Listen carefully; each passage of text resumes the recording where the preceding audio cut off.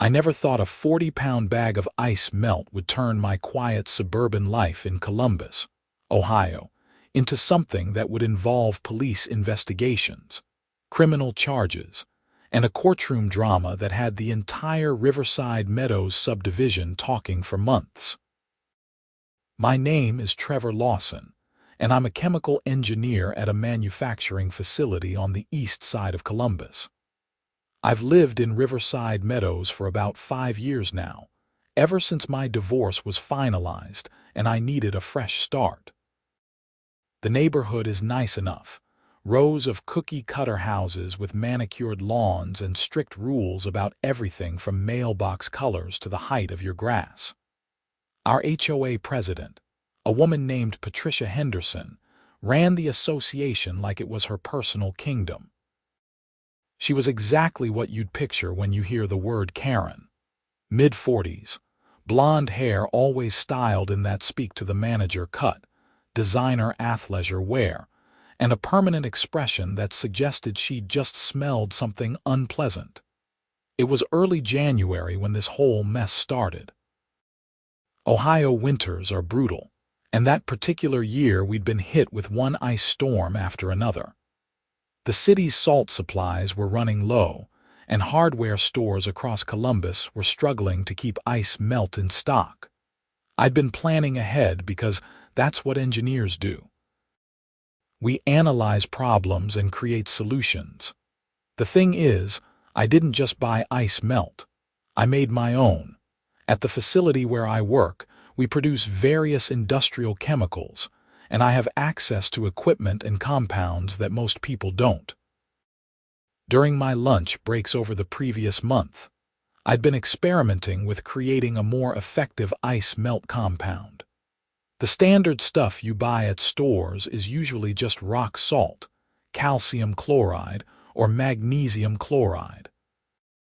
I wanted something that would work faster at lower temperatures and be less corrosive to concrete, so I developed my own formula. It was a proprietary blend of calcium magnesium acetate, sodium formate, and a few other compounds, with one special ingredient that made this batch uniquely traceable. I'd added a tiny amount of a rare earth element called europium oxide. Just a trace amount, barely 0.01% of the total mixture, but enough that under UV light, the compound would fluoresce a distinctive red-orange color. I did this partly out of scientific curiosity, and partly because I was thinking about potentially patenting the formula. I wanted to be able to identify my specific compound if I ever needed to prove it was mine. I mixed up about 200 pounds of the stuff in 5 40-pound bags, kept one in my garage, one by my front door, one by my back deck, and stored the other 2 in my basement workshop. The ice melt worked beautifully, clearing my driveway and walkways in minutes, even when temperatures dropped into the single digits. That's when Patricia Henderson decided it was her business to get involved. It started on a Tuesday morning. I was leaving for work around 7, warming up my Honda Accord in the driveway, when Patricia's white Lexus SUV pulled up in front of my house. She climbed out, her boots clicking on the pavement, wrapped in a Canada Goose parka that probably cost more than my monthly mortgage payment. "Trevor." She called out, her voice carrying that particular tone that made my stomach clench. "Trevor, I need to speak with you about your ice melt." I rolled down my window. "What about it?" "Several residents have complained that you're using an excessive amount of salt on your property. It's running off into the street and potentially damaging the neighborhood's infrastructure. The HOA has rules about chemical usage." I bit back my first response and kept my voice level. "Patricia, I'm using ice melt on my own driveway and walkways. That's not against any HOA rule I've ever seen." "Well, the board is concerned about environmental impact. We need you to reduce your usage by at least 50%. "I'll take that under advisement," I said, which was my polite way of saying absolutely not. I rolled up my window and backed out of the driveway, leaving Patricia standing there with her mouth hanging open slightly. I knew I'd hear about that later. What I didn't know was that Patricia had apparently taken quite an interest in my ice melt. Maybe it was because her own driveway was constantly iced over while mine was always clear. Maybe she was just curious. Or maybe she was just being Patricia. Thursday evening, I came home from work to find the bag of ice melt that I'd kept by my front door was gone. Just vanished. The container I kept it in, a large plastic storage bin with a lid, was still there, but the bag inside it was missing. I checked around my property, thinking maybe the wind had blown something around, but that made no sense. The bag had been sealed inside a closed container. Someone had stolen my ice melt. I checked my Ring doorbell footage, but whoever had taken it had been smart. There was a 4-hour window that afternoon where my Wi-Fi had apparently gone out, a little blip in service that seemed awfully convenient in hindsight. By the time the connection restored, the ice melt was already gone. I was annoyed, but I figured it was just some neighbor who'd run out and decided to help themselves. I brought up another bag from my basement and didn't think much more about it, until Saturday morning. I was having coffee and looking out my kitchen window when I noticed Patricia Henderson spreading something on her driveway across the street and 3 houses down. Even from a distance, I could see the distinctive pale blue-gray color of my custom ice melt compound. The commercial stuff is usually white or gray. Mine had a specific tint because of the chemical composition. She'd stolen my ice melt. Patricia Henderson, HOA president, self-appointed neighborhood watchdog, had actually stolen from my property. I stood there for a long moment, coffee mug frozen halfway to my lips, just watching her spread my proprietary compound across her driveway like she owned it. The audacity was breathtaking. She'd complained about my ice melt usage, then stolen my ice melt for herself. My first instinct was to march over there and confront her, but I'm an engineer. We solve problems methodically. So instead, I went down to my basement workshop and grabbed my portable UV flashlight, the kind used for detecting counterfeit money and biological stains. If she was using my compound, it would fluoresce under UV light. I waited until evening after it got dark. Then I took a walk around the neighborhood, UV light in my jacket pocket. When I passed Patricia's house, I casually swept the light across her driveway. Even from the sidewalk, I could see the distinctive red-orange glow of europium oxide reflecting back at me. It was absolutely my ice melt. Now I had proof, but I wasn't sure what to do with it. Technically, she'd committed theft, but it was a 40-pound bag of ice melt. Was it worth filing a police report over? Would anyone even take it seriously? I decided to document everything first. I took photos and videos of her driveway under UV light from multiple angles. I made notes of exactly when I discovered the theft, the Ring doorbell Wi-Fi outage, everything. Then I sat on it over the weekend, trying to decide my next move. Patricia made that decision for me on Monday. I got home from work to find a certified letter from the HOA in my mailbox. Inside was a formal notice informing me that I was being fined $500 for improper storage of hazardous chemicals on HOA property and creating an environmental hazard through excessive chemical ice melt usage. The letter cited specific HOA covenants that I'd supposedly violated and gave me 15 days to pay the fine or face a lien on my property. I read that letter 3 times, feeling my blood pressure rise with each pass. She'd stolen my ice melt, and now she was fining me for using it. The sheer gall of it was almost impressive. That's when I decided to fight back, but not in the way Patricia expected. Tuesday morning, I took a sick day from work and drove to the Columbus Police Department's precinct station that covered my neighborhood. I brought my documentation, photos of the theft, the UV light evidence, time-stamped videos, my notes about the Ring doorbell outage. I also brought something else that I thought might make them take this seriously.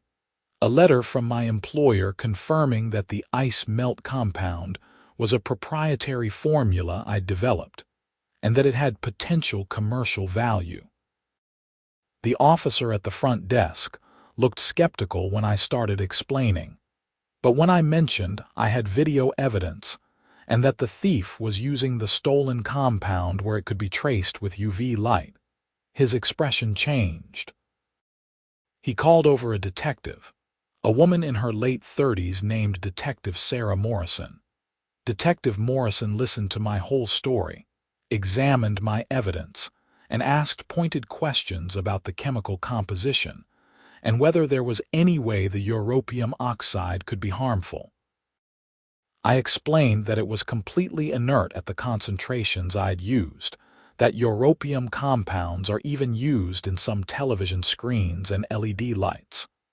So you're telling me you can definitively prove this ice melt on her property came from your batch? Detective Morrison asked. With 100% certainty, I said. Europium oxide fluoresces at a very specific wavelength. There's no other reason it would be present in ice melt. It's not a standard ingredient in any commercial product. She tapped her pen against her notepad. And you have video of her property showing this fluorescence. Taken Saturday evening. I can take you there right now and demonstrate it if you want. Detective Morrison considered this. The value of the stolen property is pretty low for us to typically get involved, but given that it's a proprietary compound with potential commercial value, and given that you have such specific evidence, I think we can look into this. Also, if an HOA president is using her position to target someone she stole from, that adds another dimension. She took my full statement, copied all my documentation, and said she'd be in touch. I left the police station feeling a mix of satisfaction and nervousness. I'd actually reported Patricia Henderson to the police. This was either going to resolve everything or make my life in Riverside Meadows absolutely miserable. Wednesday afternoon, Detective Morrison called me. Mr. Lawson, I went by the Henderson residence this morning with a UV light.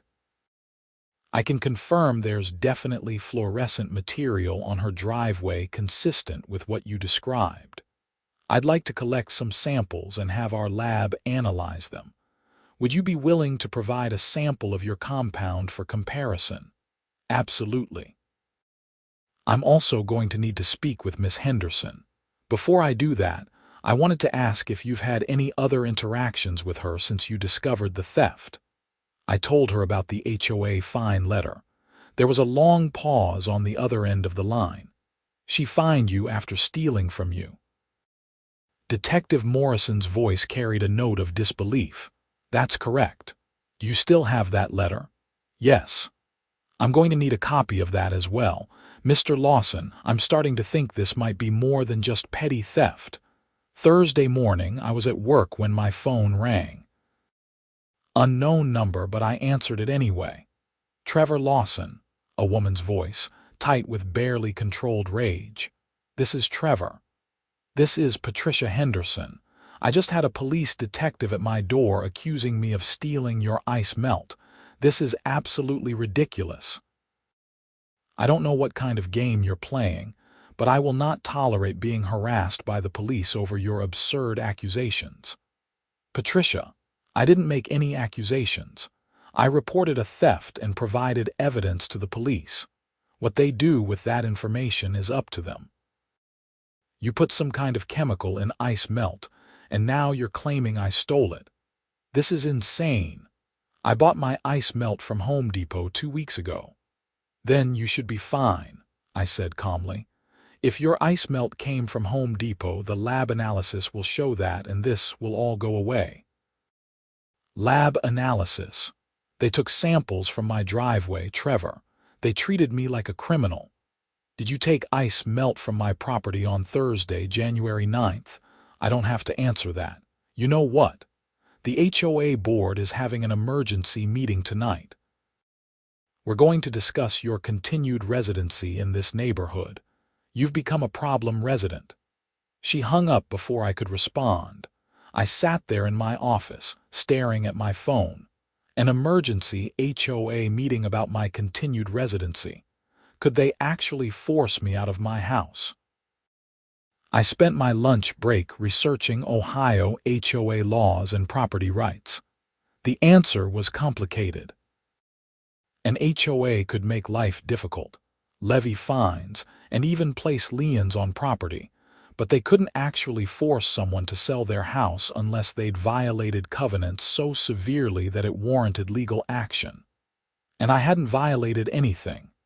I'd been the victim of theft, not the perpetrator. That evening, I decided to attend the emergency HOA board meeting. It was held at Patricia's house, which seemed like a conflict of interest, but was apparently standard practice. There were 5 board members total. Patricia as president, a retired accountant named Robert Chen as treasurer, a real estate agent named Michelle Kramer as secretary, and 2 at-large members, Gary Foster and Linda Thompson. When I arrived at 7 on the dot, Patricia's expression when she opened the door was priceless. Clearly, she hadn't expected me to actually show up. Trevor, this is a closed board meeting, discussing my residency. I have a right to be present for that. I'd checked. Ohio law was clear on this point. She pressed her lips into a thin line but stepped aside. The meeting was in her formal dining room, the board seated around a large wooden table. I took a seat against the wall, notebook in hand. Patricia called the meeting to order and immediately launched into her grievances. According to her version of events, I was a problem resident who had been using excessive chemicals, harassing the HOA president, and making false police reports. She proposed that the board vote to fine me an additional $2,000 for bringing disrepute to the community, and to begin proceedings to place a lien on my property for unpaid fines. I listened to all of this without interrupting, taking careful notes. When she finished, Robert Chen cleared his throat. Patricia, I have to ask, did you actually take ice melt from Trevor's property? That's not what this meeting is about. I think it is, Robert said. Because if you did, and you're using your position as HOA president to retaliate against him for reporting it, that's a serious problem. I didn't steal anything. I bought ice melt from Home Depot. Then why did the police take samples from your driveway? Michelle Kramer asked. She'd been quiet up until now, but her expression was troubled. Because Trevor somehow contaminated his ice melt with a chemical, and now he's claiming that anything that shows that chemical must be his. It's entrapment. That's not what entrapment means, I said quietly. Patricia whirled on me. You don't get to speak at a board meeting. Actually, per the HOA bylaws, any homeowner has the right to address the board when matters concerning their property are being discussed, Robert said. He looked at me. Trevor, would you like to explain your side? I stood up and walked to the table.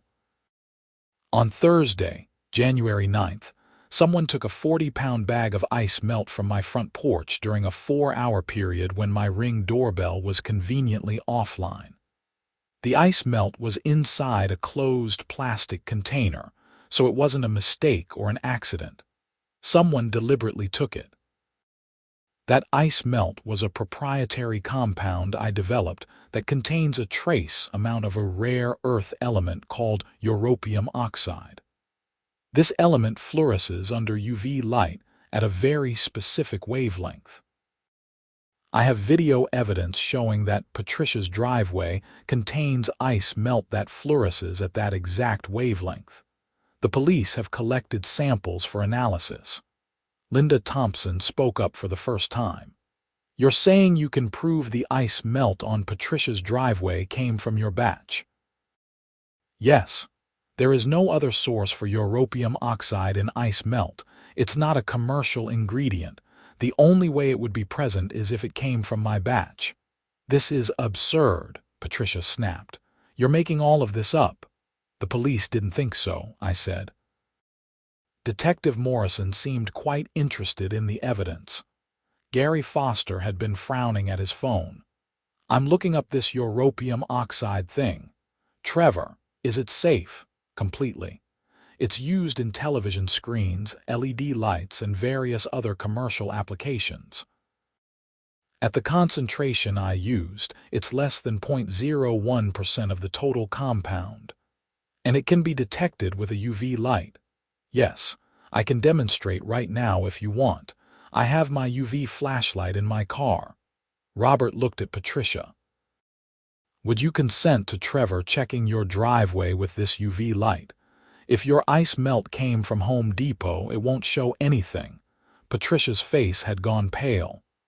I don't consent to anything. This is harassment. Patricia, Michelle said slowly, if you didn't take his ice melt, why won't you let him check? Because I don't have to prove my innocence to you people. I am the president of this HOA, and I will not be treated like a criminal in my own home. The room fell silent. The other board members exchanged glances that spoke volumes. Robert Chen stood up. I'm calling for a vote to table Trevor's fines pending the outcome of the police investigation. All in favor. 4 hands went up. Only Patricia abstained, her face flushed with anger. Motion carries, Robert said. Patricia, I'm also going to suggest that you recuse yourself from any HOA matters involving Trevor until this is resolved. You can't tell me what to do. I'm the president. And we're the board. We can call for a vote of no confidence if necessary. I'd never seen anyone's face turn quite that shade of red. Patricia stood up so abruptly her chair tipped over backward. This meeting is adjourned. Actually, Robert said calmly, I'm the one who made the motion to adjourn.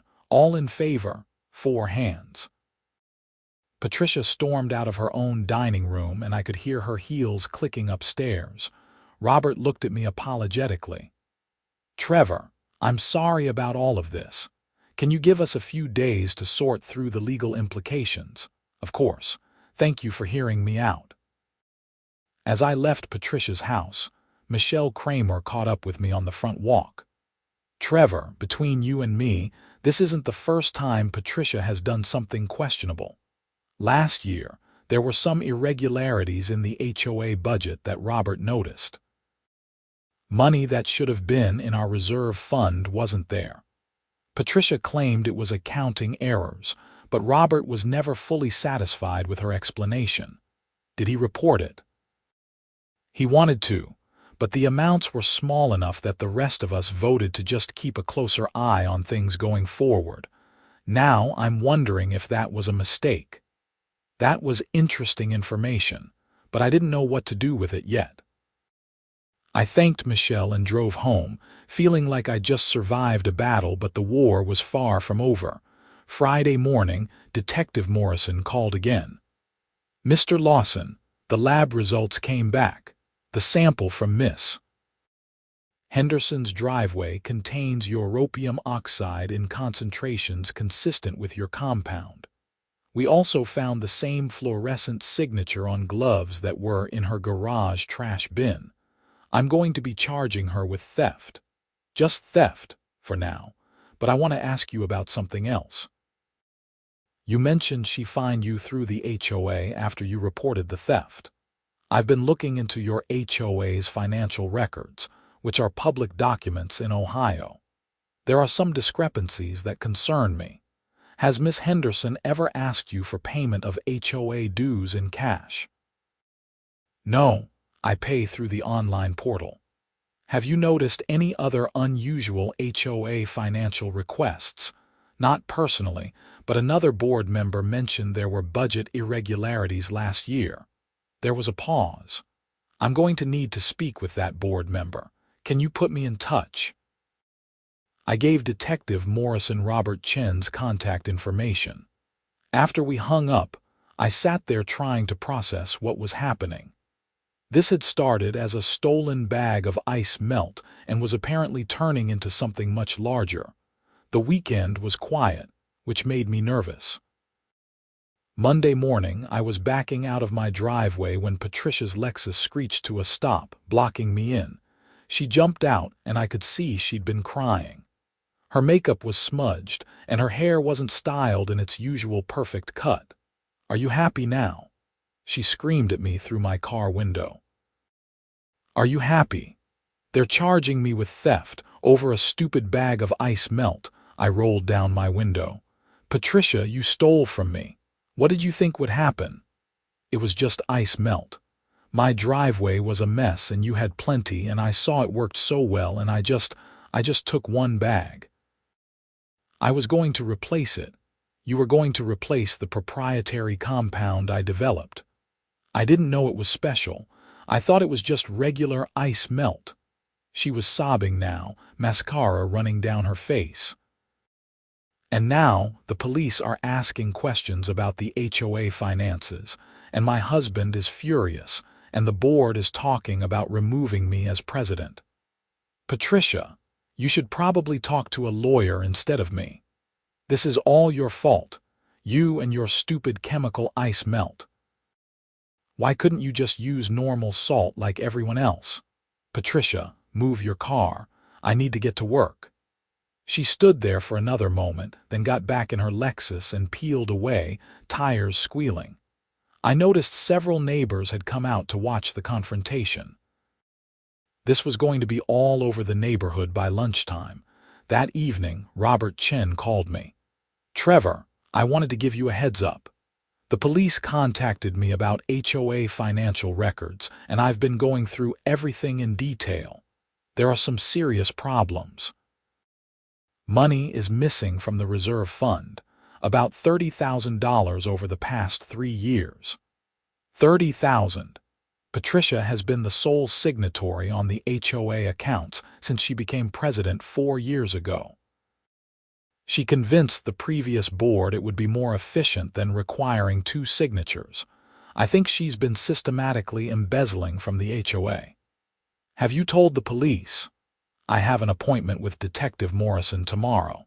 Trevor, this goes way beyond stealing your ice melt.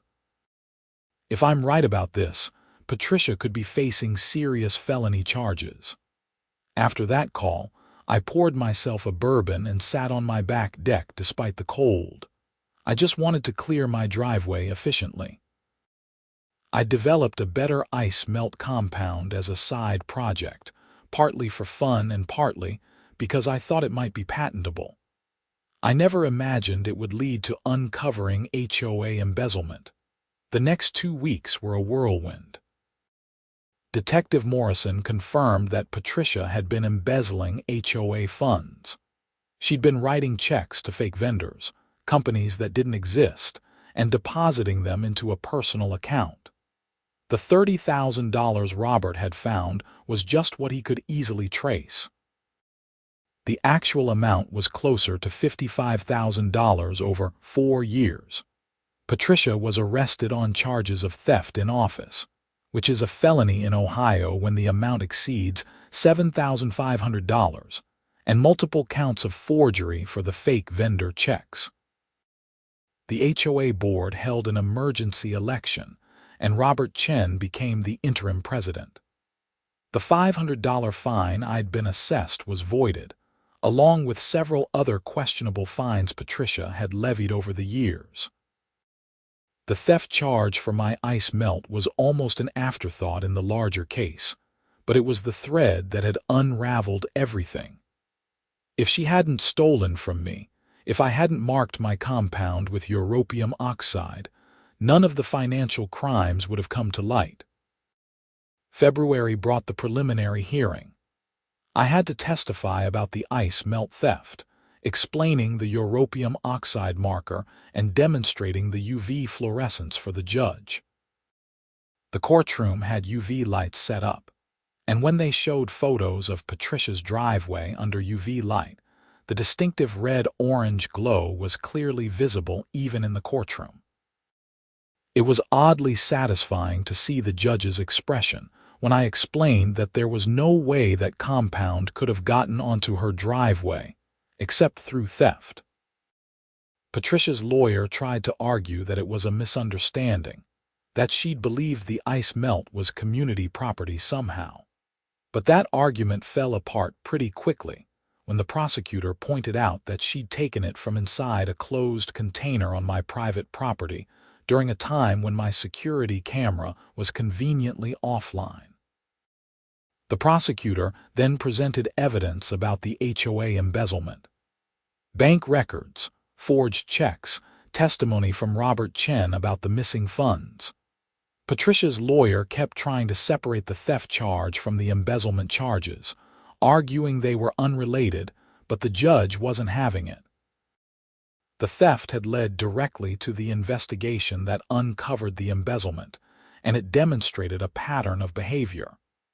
Miss Henderson appears to believe that rules and laws don't apply to her, the judge said. She took property that wasn't hers, she embezzled from homeowners who trusted her, and she attempted to use her position of authority to retaliate against the victim when he reported her crime. These are not the actions of someone who made a simple mistake. Patricia was bound over for trial on all charges. Her lawyer negotiated a plea deal in March.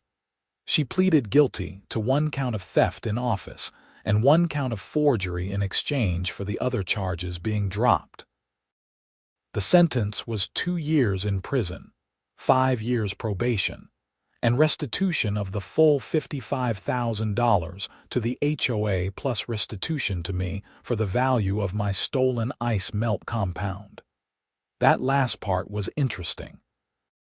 Since my ice melt was a proprietary compound with potential commercial value, the prosecutor had argued that its value was much higher than a standard bag of ice melt.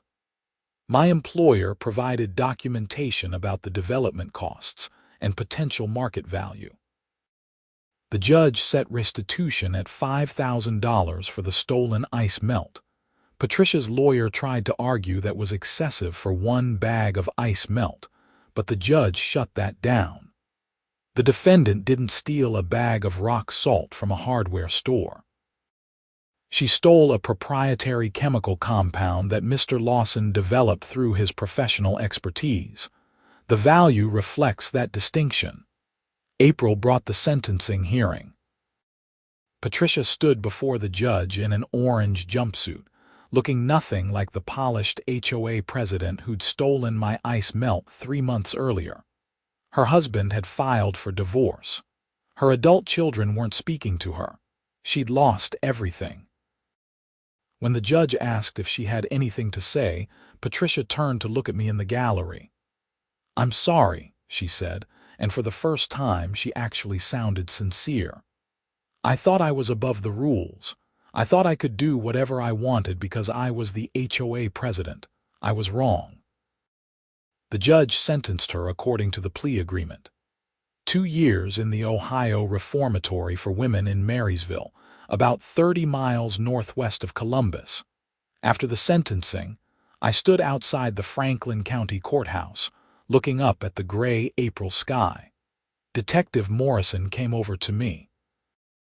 "You know, in 15 years as a detective, I've never seen a case quite like this," she said.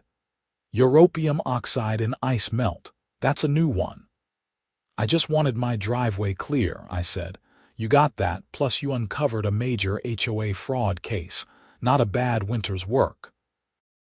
She shook my hand and walked away. I stood there for a few more minutes, then drove back to Riverside Meadows. The neighborhood had changed in subtle ways over those 3 months. The new HOA board, led by Robert Chen, had implemented new financial controls requiring dual signatures on all checks and monthly financial reports to homeowners. Several other questionable fines that Patricia had levied over the years were reviewed and voided. The neighborhood felt lighter somehow, like a weight had been lifted.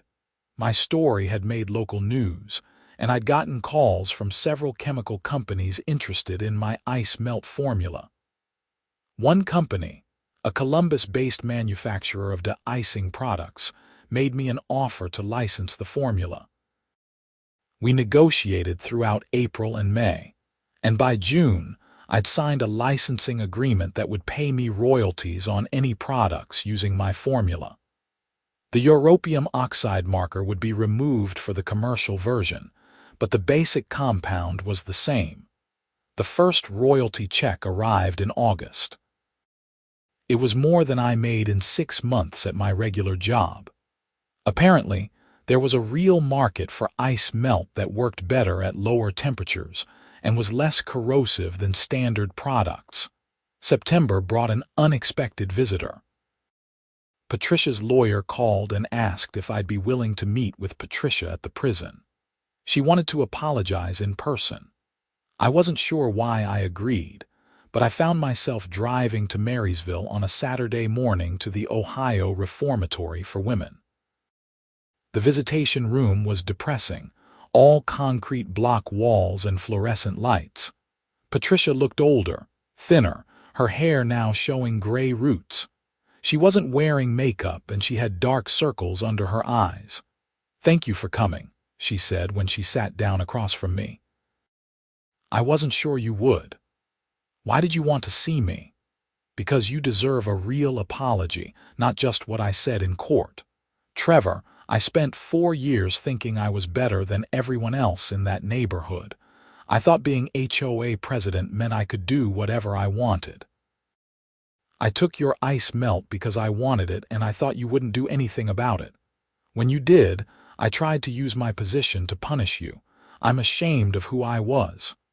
"What about the embezzlement?" She looked down at her hands. "It started small. I was having financial problems.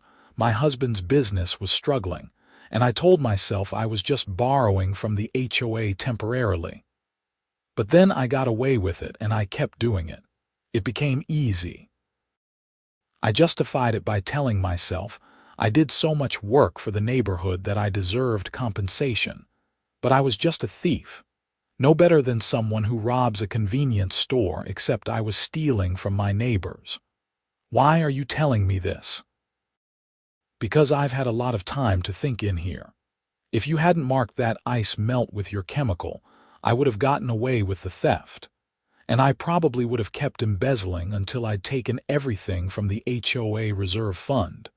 You stopped me, Trevor. You didn't know you were doing it, but you did. And as much as it's destroyed my life, it needed to happen." We talked for another 20 minutes. She asked about the neighborhood, and I told her about the changes Robert had implemented. She seemed genuinely glad that the HOA was being run properly now.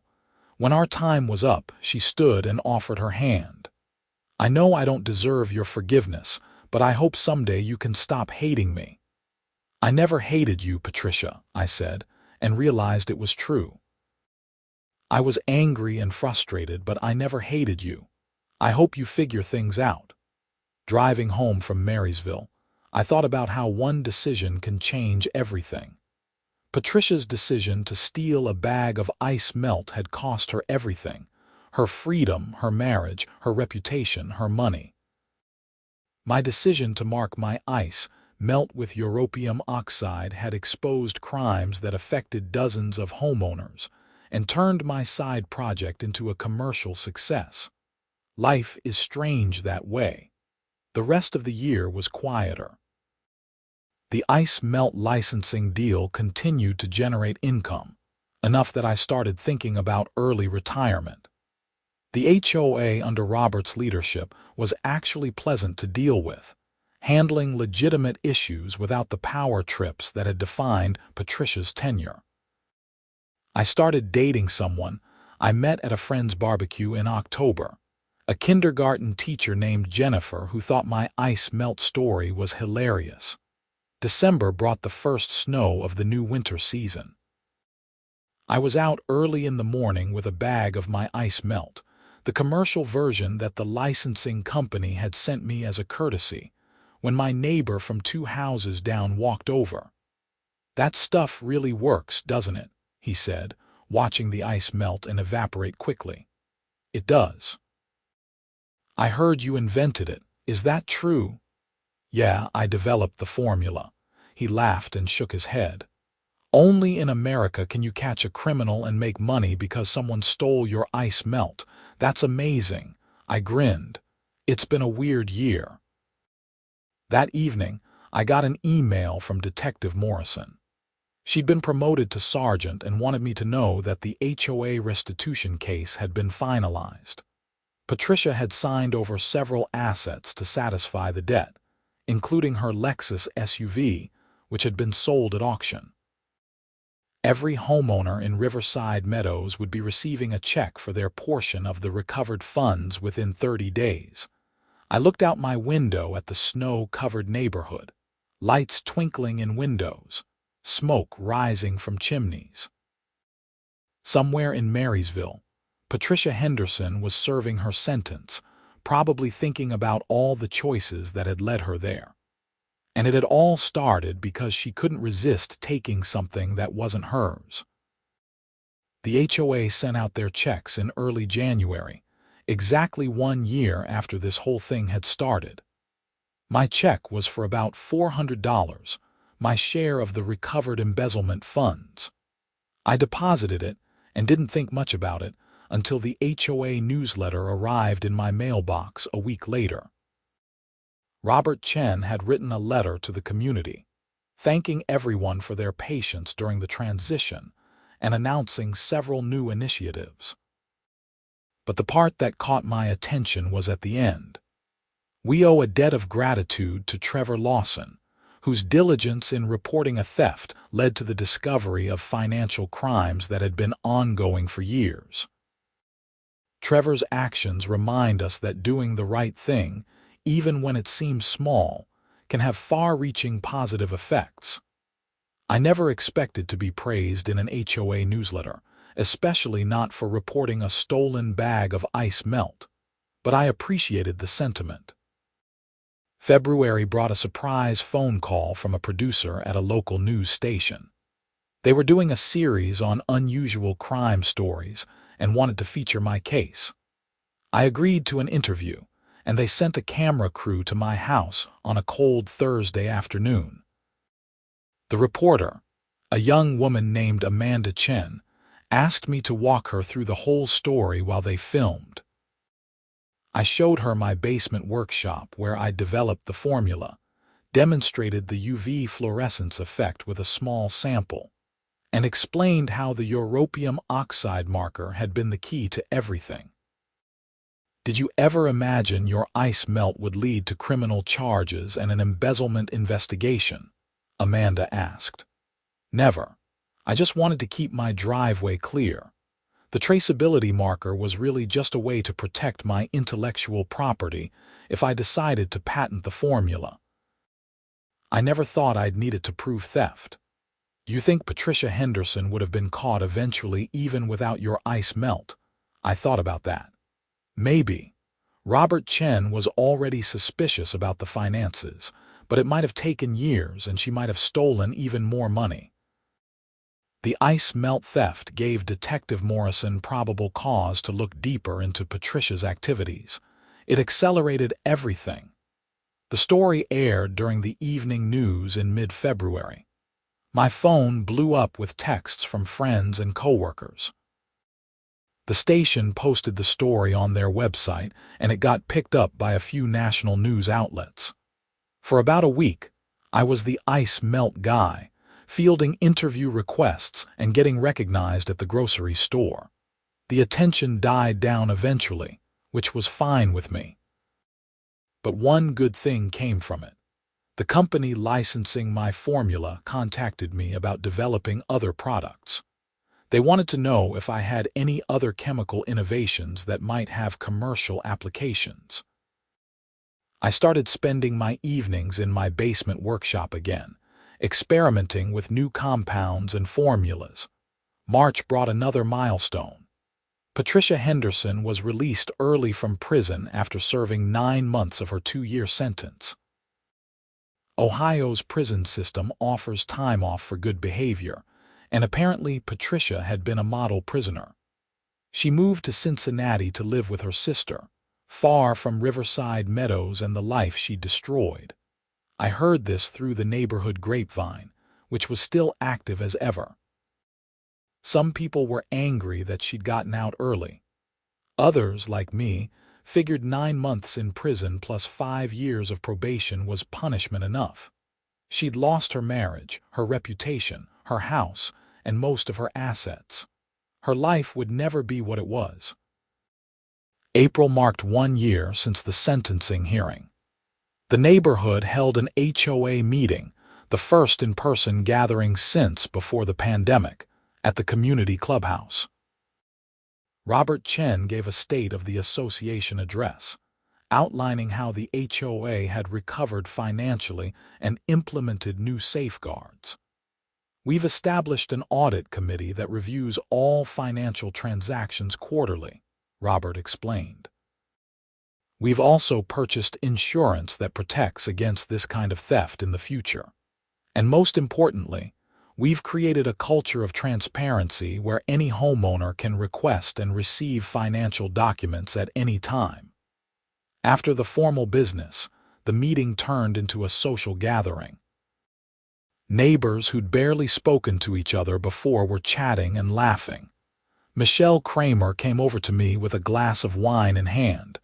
"You know what's funny?" she said. Patricia spent so much energy trying to control this neighborhood, making everyone follow her rules and walk on eggshells around her. Now that she's gone, the neighborhood actually feels like a community. People are friendlier. We're working together instead of being afraid of the next fine or violation notice. You think she realized what she was doing? I think Patricia convinced herself she was making the neighborhood better, but really she was just feeding her own need for control and power. The embezzlement was about money, but the way she ran the HOA was about power. She needed to feel important and in charge. I thought about my conversation with Patricia at the prison, how she'd seemed to understand what she'd done wrong. Maybe she gets it now. Maybe, Michelle said. But it cost her everything to learn that lesson. The party wound down around 9.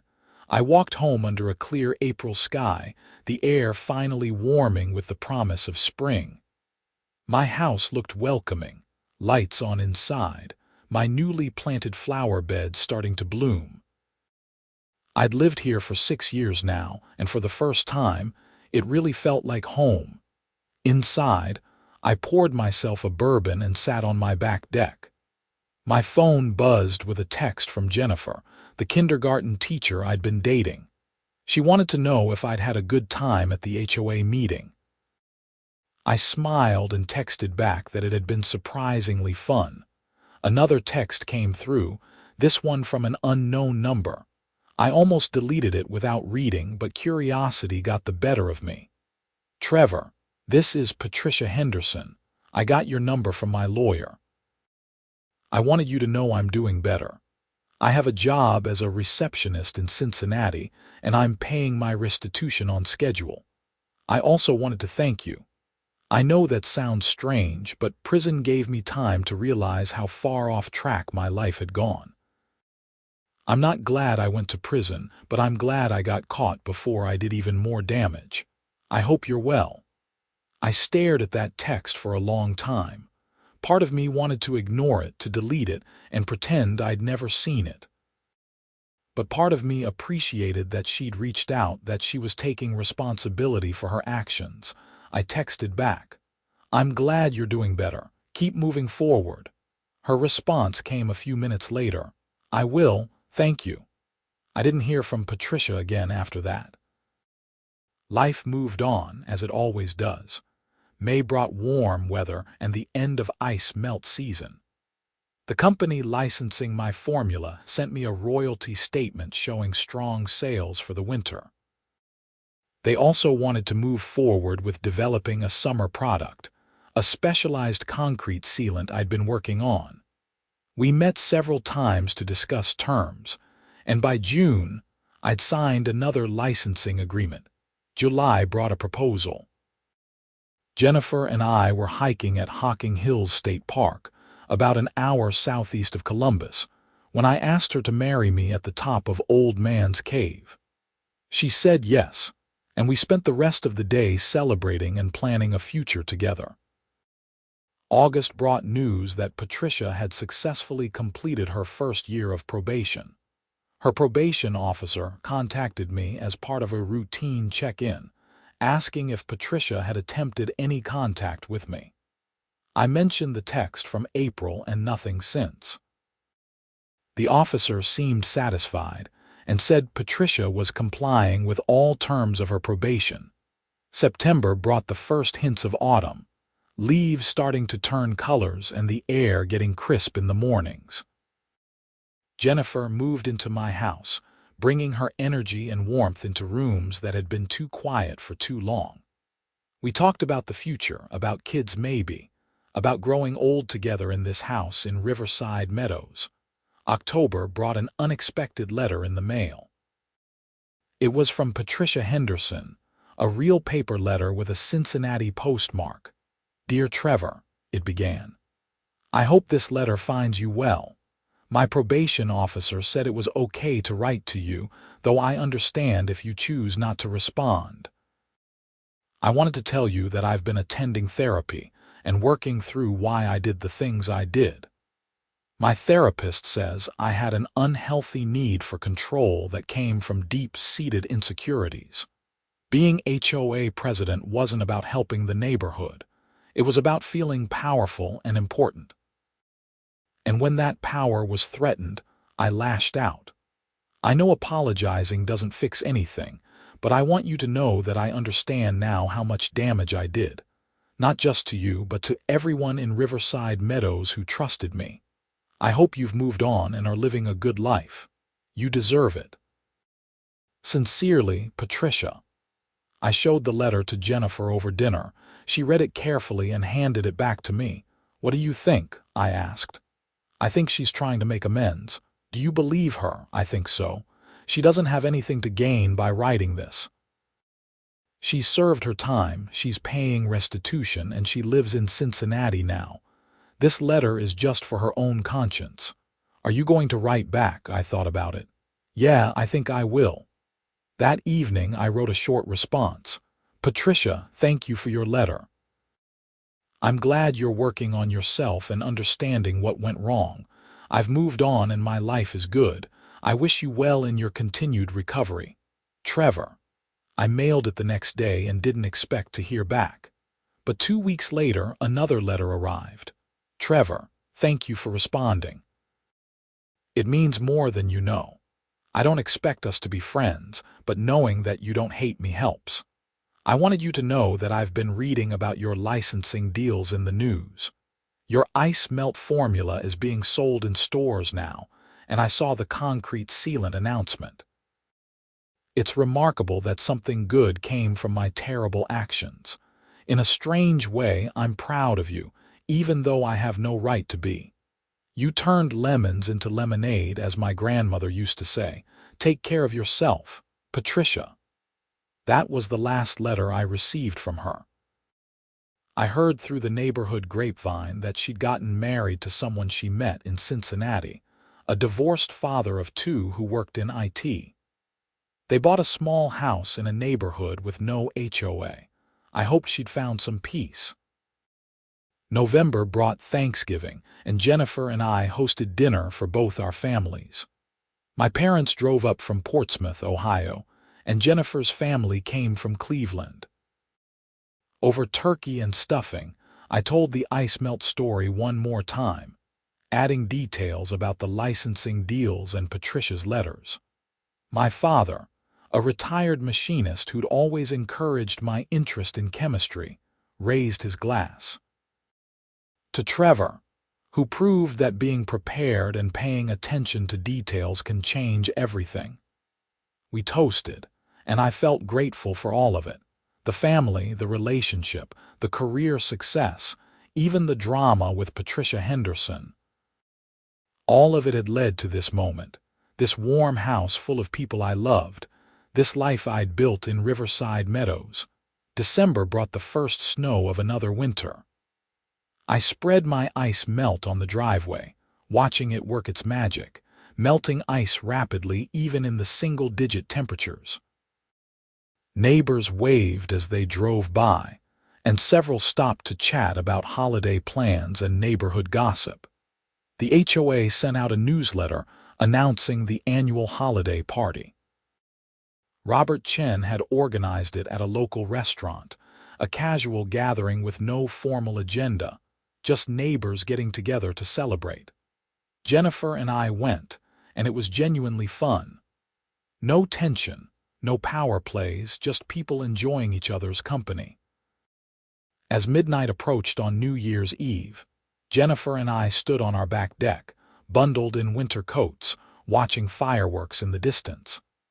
Somewhere in Cincinnati, Patricia Henderson was starting another new year, hopefully building a better life. Somewhere in Columbus, Detective Morrison was probably working a case.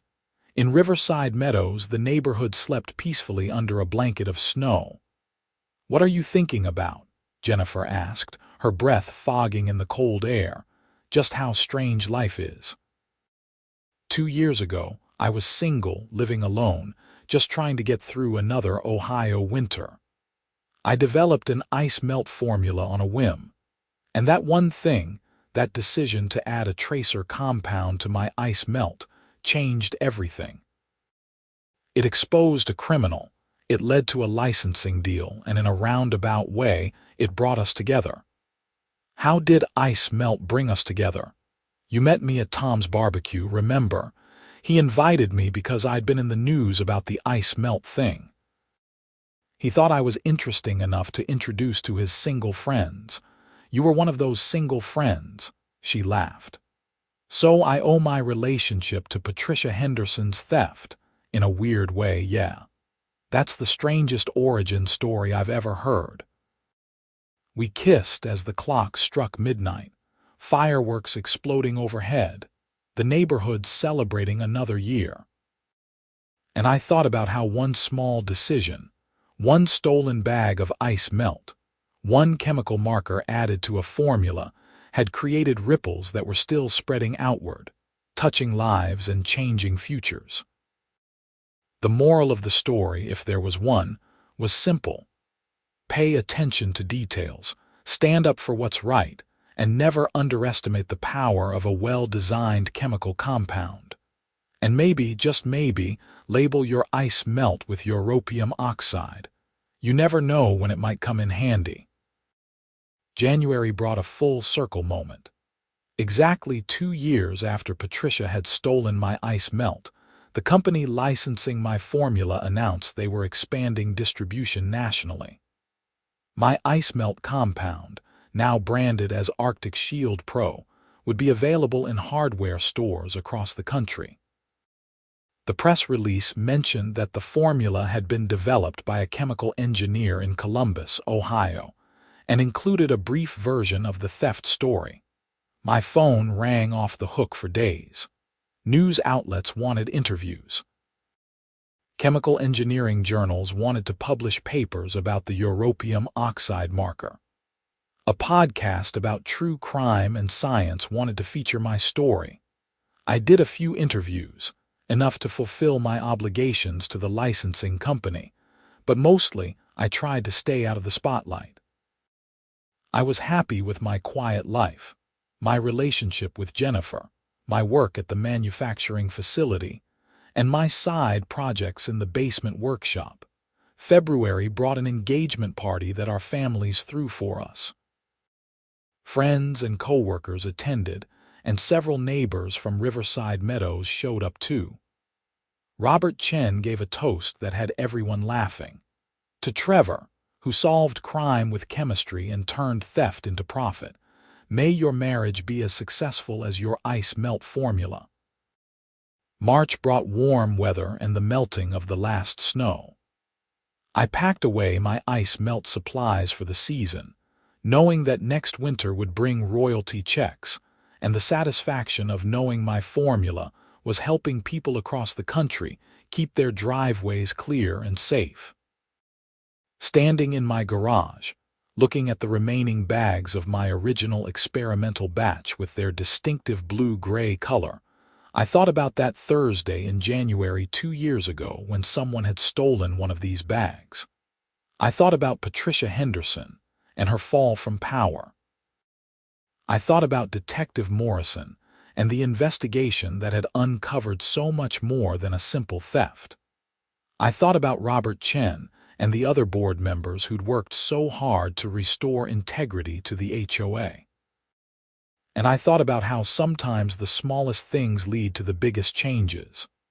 A trace amount of europium oxide, less than 0.01% of the total compound, had been enough to expose crimes, change lives, and create opportunities I never could have imagined.